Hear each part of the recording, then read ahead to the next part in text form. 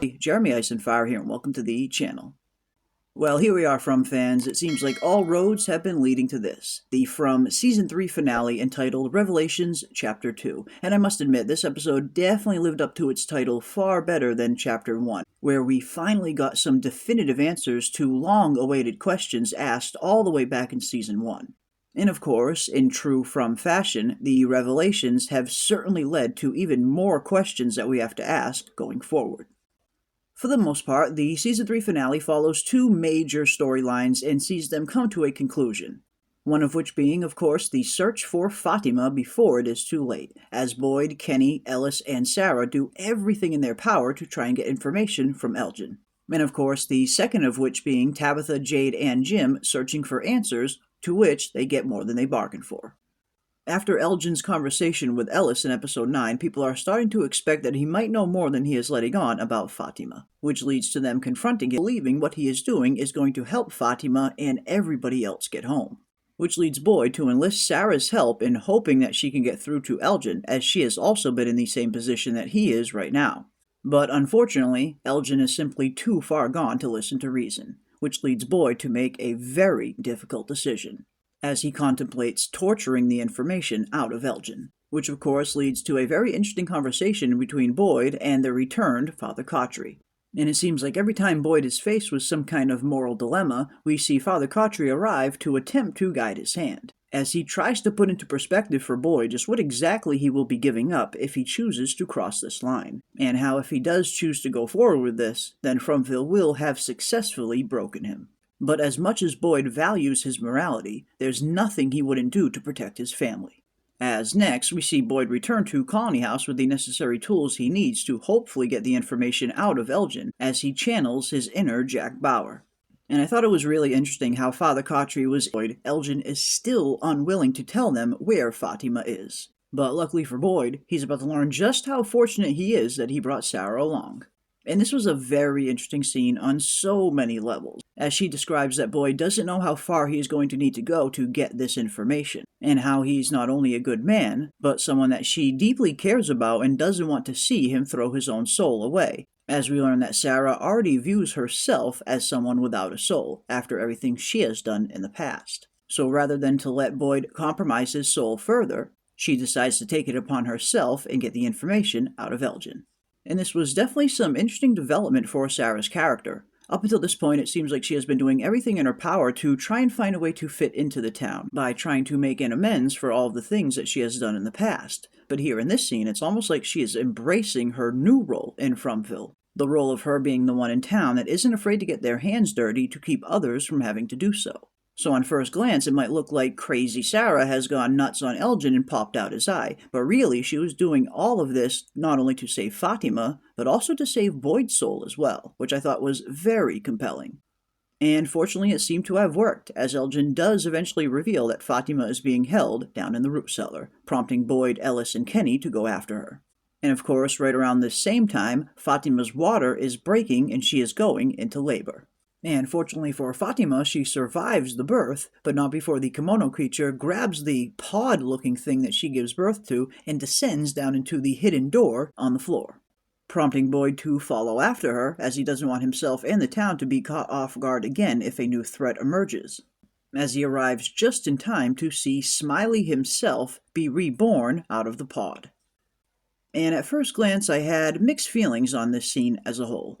On one hand, I'm super excited to see that Smiley is back on the show, but on the other hand, I'm questioning a little bit of the logistics of how this happened. If we remember back to Season 2, Fatima had been feeling the effects and wondering if she had been pregnant before Smiley was even killed. So if Boyd didn't kill Smiley, would we have two Smileys walking around now? Or are we simply seeing the cycle of events play out again and again as they have prior? Did Fromily already know that Boyd was going to kill Smiley, so they preemptively started to bring him back? And I suppose that would make a little bit of sense, especially after the massive revelation we received from Fatima that the monsters were the original parents who sacrificed their own children to gain immortality, only it seems like the immortality they gained was not the immortality they were searching for. We hear Fatima reveal that something convinced the parents that sacrificing their children would lead to them living forever, but I get the feeling this could have been the man in yellow manipulating them into sacrificing their children for his own ends, which could have potentially led to the parents and the entire town that they lived in being cursed and turned into these nightmare creatures. Especially considering the amount of monsters we've seen on the show far exceeds how many parents there would have been, as there are only 7 children. And if the original parents were indeed cursed to become these nightmare creatures, then I suppose it makes sense that Fromville would not let them simply die and break said curse. The sweet release of death might be something that is just beyond their reach, which could potentially explain why Fromville knew they were going to need to bring back Smiley even before he actually got killed, especially after we are seeing cycles of events repeat over and over again. Could Smiley potentially get killed off in every single cycle, leading him to get brought back over and over and over again? Just how similar do events play out in each cycle? Does everything happen in the exact same manner, or are there some slight variations to these cycles? And if nothing else, the show is certainly starting to reveal to us as the audience that breaking these cycles might be the ultimate goal. And could saving these Ankui children successfully finally end all of this? It seems like that could potentially be the case, especially considering the massive revelations we get through Tabitha's storyline. Thanks to Jim finally cracking the code in terms of finding out what these numbers could potentially mean, we learn that they are actually music notes, and since Jade is a master musician himself, they are easily able to read these notes and decipher a song from them. But seeing as they're not sure what kind of consequences they will unleash by playing said song, they choose to go out to the faraway tree away from the town. And it seems like deciphering the song was definitely the key, as we see as soon as Jade starts playing it, the Ankui children arrive, along with some, as they both remember that one of the Ankui children was their daughter. And how apparently they have been getting reincarnated generation after generation and failing each time to save the Ankui children. Which of course also explains Tabitha and Jade's deep connection to both Miranda and Christopher, as they both were Miranda and Christopher in the previous generation. And of course, in true Fromville fashion, these new revelations bring on new questions. Like when exactly did this time loop first start, and how long is it going to go on for? Which could be something we get an indication of later on through Julie and Jim. Earlier in the episode, we see Julie and Ethan at the diner, where Ethan informs Julie that her ability could potentially mean she is a story walker, someone who is able to travel back to different times and observe stories. But unfortunately, he states that she's not able to change anything. She will only be able to observe. Which is pretty similar to the abilities that Bran Stark has on Game of Thrones, where he was also able to warg into the past to see just about anything he wanted to, yet he had a hard time interacting with said past, at least not without usually having dire consequences. And at some point in the future, it seems like she gets even better at this ability, as we later see a future version of Julie coming back in time to try and save Jim. Unfortunately, it seems like there is a costly price that is to be paid for Jim, Tabitha, and Jade finding out this information, as we see the ominous man in yellow arrive, the same man that we saw in one of Miranda's paintings at the beginning of the season.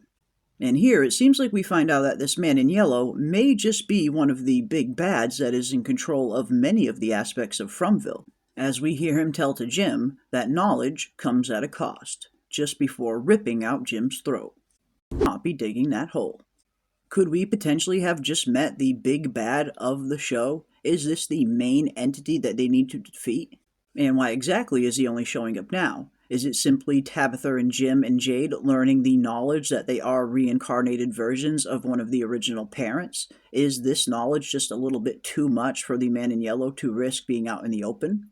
Does he potentially want these cycles to continue on without end for whatever reason? And was he the one who originally convinced the parents to sacrifice their children in the first place? Or could it potentially have been a combination of the knowledge and the song that Jade played that released him? After all, one of the man in yellow took him out was very interesting as well, as it definitely seems like this was a future version of Julie, not only judging by the shorter black hair, but also the scar on her cheek as well, on top of the dialogue of her stating that she needs to change the story, as she pleads with Jim to get back to town, as this is where it happens. indicating to us that this is not only a future version of Julie, but one that has seemingly honed her abilities to the point where she can travel to any time. I ultimately think that changing the story is going to be the ultimate goal in terms of saving the Onkui children, perhaps before they were ever even sacrificed. And while this does present many interesting possibilities, I'm also a little bit weary as well, as time travel being introduced into stories can sometimes ruin it, in my opinion, unless it's handled very well. After all, the time travel storyline on Lost nearly ruined the series for me, so it should be pretty interesting to see how they utilize Julie's ability and time travel as a whole going forward. But for me, the most interesting aspect of From heading into Season 4 is undoubtedly the Man in Yellow, and all of the interesting parallels he seems to share with The King in Yellow by Robert Chambers.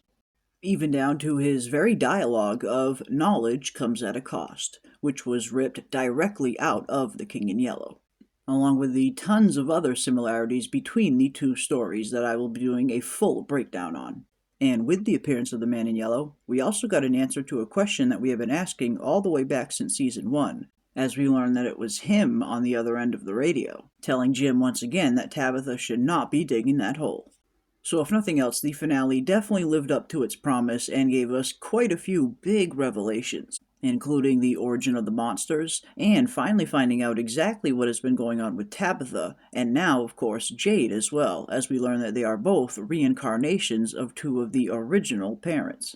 Which, if nothing else, I suppose begs the question, is there anybody else that is currently stuck in Fromville that is a reincarnation from somebody from that original timeline as well? Or is it simply just Jade and Tabitha?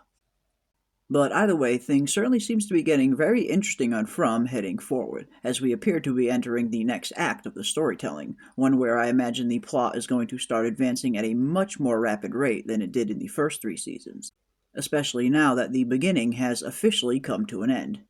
But let me know down in the comment sections what were some of your takeaways from the season finale, and what scenes stood out to you the most, and what are you looking forward to seeing in Season 4. I forget where Jade and Tabitha go from here, especially now that Jim has tragically met his end. But that is going to do it for my initial first thoughts on the Season 3 finale, one that we will be breaking down in much deeper detail over the next few weeks. But until next time, I want to give a big thank you to everybody out there for watching, and if you enjoyed the video, don't forget to hit a like on your way out, and consider subscribing. And as always, keep those tinfoil hats on, folks, and I will see you on the next one.